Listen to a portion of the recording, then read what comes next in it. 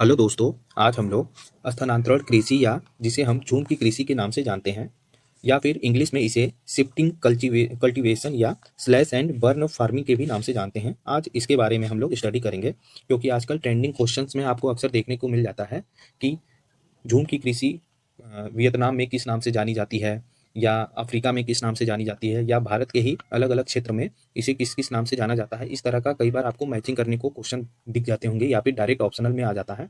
तो आज हम लोग एक ही वीडियो में कंप्लीट इन सभी क्वेश्चंस को देख लेंगे। तो चलिए शुरू करते हैं। अगर आपको इस वीडियो का पीडीएफ चाहिए तो आप मेरे टेलीग्राम चैनल स्टडी विथ ज्ञानू में जाकर उसे डाउनलोड कर सकते हैं या फिर यहीं से स्क्रीनशॉट लेकर कॉपी में नोट कर सकते हैं। तो चलिए शुरू करते हैं। स्थानांतरण कृषि या झूम कृषि स्लैश एंड बर्न फार्मिंग एक आदिम प्रकार की कृषि है जिसमें पहले वृक्षों तथा वनस्पतियों को काटकर उन्हें जला दिया जाता है और फिर साफ की गई भूमि को पुराने उपकरणों जैसे लकड़ी के हलों आदि से जुताई कर कर इस पर बीज बोया जाता है। जब तक कि भूमि में उर्वरता विद्यमान रहती है इस भूमि पर कृषि या खेती की जाती है। इसके पश्चात भूमि को छोड़ दिया जाता है, फिर पुनः इस पर पेड़ पौधे उग जाते हैं। तो देखिए जैसे कि हम शिफ्टिंग कल्चर यही ऐसा खेती होता है जहाँ पे मान लीजिए कोई नई जगह है, हम लोग वहाँ के पेड़ पौधे वनस्पति को काट कर वहीं जलाकर छोड़ देते हैं। उसके बाद जब उसी भूमि को साफ करके वहीं खेती करते हैं जब तक कि उस खेती में मतलब उस भूमि पे उर्वरता जब तक रहती है तब तक करते हैं। अगर फिर वो वहाँ की उर्वरता कम होने लगती है तो लोग उस भूमि को छोड़कर दूसरी जगह खेती करने लगते हैं और 2-3 साल बाद देखते हैं कि वो भूमि में वापस से उर्वरता आ जाती है तो वापस उस पर खेती करने लगते हैं। तो उसी को शिफ्टिंग कल्टीवेशन बोलते हैं। तो चलिए आगे बढ़ते हैं हम लोग। संयुक्त राष्ट्र की रिपोर्ट के अनुसार विश्व में 250 मिलियन से अधिक आबादी अपनी जीवन निर्वाह के लिए स्थानांतरण कृषि पर ही निर्भर है।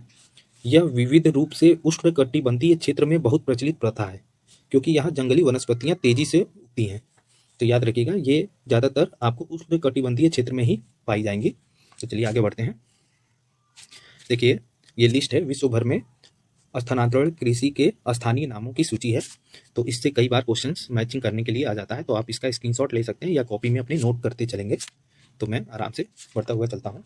जैसे कि वियतनाम क्षेत्र में इसे हम लोग रे के नाम से जानते हैं और मेडागास्कर में इसे हम लोग तावी के नाम से जानते हैं। कांगो में इसे मसूले के नाम से जानते हैं और भूमध्य रेखीय अफ्रीकी देश में इसे फंग के नाम से जाना जाता है। पश्चिमी अफ्रीका में इसे लोगन के नाम से जाना जाता है। मैक्सिको में इसे कोमिल के नाम से जाना जाता है। युकाटन और ग्वाटेमाला में इसे मिल्पा के नाम से जाना जाता है। ग्वाडेलोप में इसे एकालीन के नाम से जाना जाता है। मैक्सिको और मध्य अमेरिका में इसे मिल्पा या मिल्या के नाम से जाना जाता है। वेनेजुएला में इसे कोनुकू के नाम से जाना जाता है।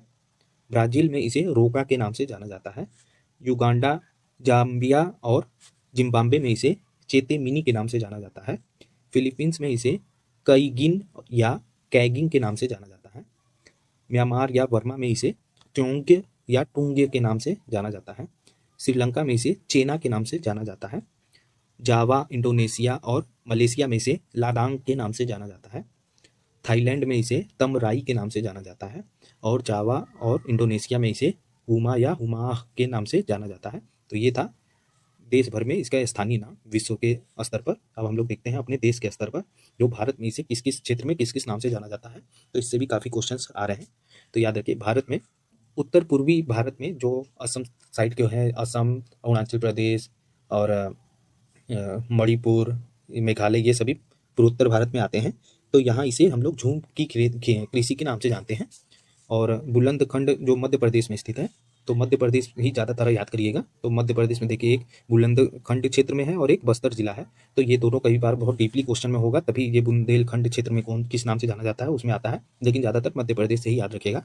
इसे मध्य प्रदेश में वेबर या बेबर के नाम बेबर और दहियार के नाम से जाना जाता है। बस्तर जिला में जो मध्य प्रदेश में स्थित है इसे दीपा या देपा और पेंडा के नाम से जाना जाता है।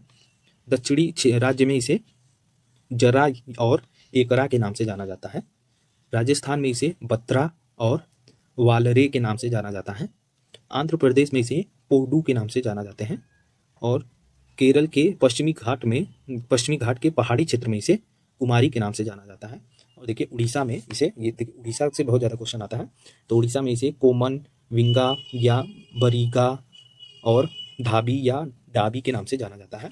तो ये इसका आप चाहे तो स्क्रीनशॉट ले लें या अपने कॉपी में नोट कर सकते हैं, या पीडीएफ मैं ऑलरेडी अपने टेलीग्राम चैनल पे डाल दिया है, आप वहाँ से भी डाउनलोड कर सकते हैं।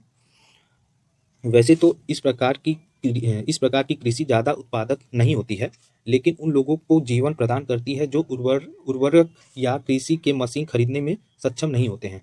कोंकिलन कोंकलिन के अनुसार स्थानांतरण कृषि खानाबदोश जीवन यापन करने वाले लोगों का अनियोजित और उद्देश्यहीन प्रथा है। कृषि मानव जाति का एक मुख्य विकास था जो सभ्यताओं के उदय का कारण बना। इसलिए बदलते दुनिया के अनुसार कृषि पद्धति में आमूल-चूल परिवर्तन होना बहुत जरूरी है, नहीं तो मिट्टी अपनी उर्वरता खो देगी और मनुष्य खाने के अभाव में दूसरे मनुष्य को ही अपना भोजन ना बना ले। इसलिए ये था आज का टोटल कंप्लीट वीडियो। अगर आपको इसका पीडीएफ चाहिए तो आप मेरे टेलीग्राम चैनल से इसको डाउनलोड कर सकते हैं। अगर ये वीडियो और अच्छी लगी हो तो प्लीज़ मेरे चैनल को सब्सक्राइब करें, ताकि मैं इसी तरह की नए-नए टॉपिक जो ट्रेंडिंग क्वेश्चंस आ रहे हैं उससे रिलेटेड मैं वीडियोज़ को लाता रहूँ।